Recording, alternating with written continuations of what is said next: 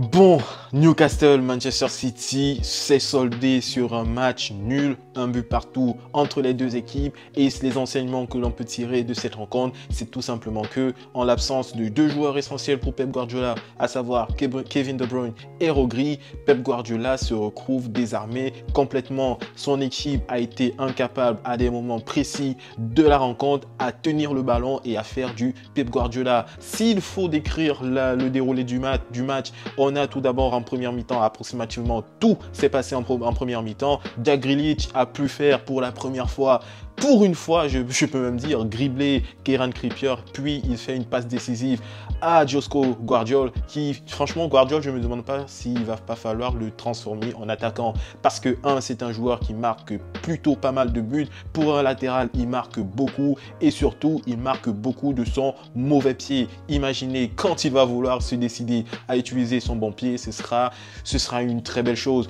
Et maintenant, on arrive en deuxième période, City mène 1-0, mais City se voit très rapidement forcé à plier les genoux. Parce que sur une récupération de balle et sur une passe directe donnée à Anthony Gordon qui n'était absolument pas hors jeu, couvert par son excellent Skywalker, Anthony Gordon a forcé Ederson à faire faute. Et Ederson a fait faute et dans cette situation, Newcastle a pu obtenir un penalty qui a été très bien concrétisé par Anthony Gordon. Newcastle s'est retrouvé à un but partout. Newcastle a pris le match en main et Newcastle a poussé jusqu'au dernier instant.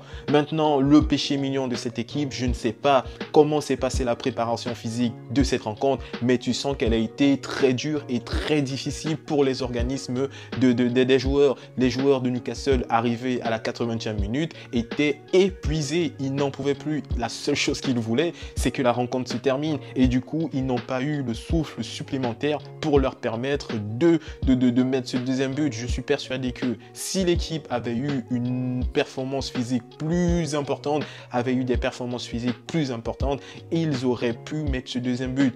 Cela n'empêche que c'est un très bon résultat pour Newcastle, c'est un très bon résultat pour les concurrents de Manchester City, à savoir Arsenal, Liverpool et Aston Villa, et c'est un très mauvais résultat pour Manchester City qui se voit faire son deuxième match nul d'affilée. Erling Haaland a été muet dans cette rencontre, Erling Haaland n'a pas marqué et ça c'est assez symptomatique d'un Manchester City qui est au gouffre de la crise. Pour moi, il y a un problème là. Dans tous les cas, on attend la rencontre d'Arsenal qui va affronter les Leicester dans les heures à venir. Est-ce qu'ils vont pouvoir profiter de ce match nul de Manchester City? Est-ce qu'ils vont pouvoir se mettre dans une position où ils pourront passer devant Manchester City? Les réponses, on les aura dans quelques heures.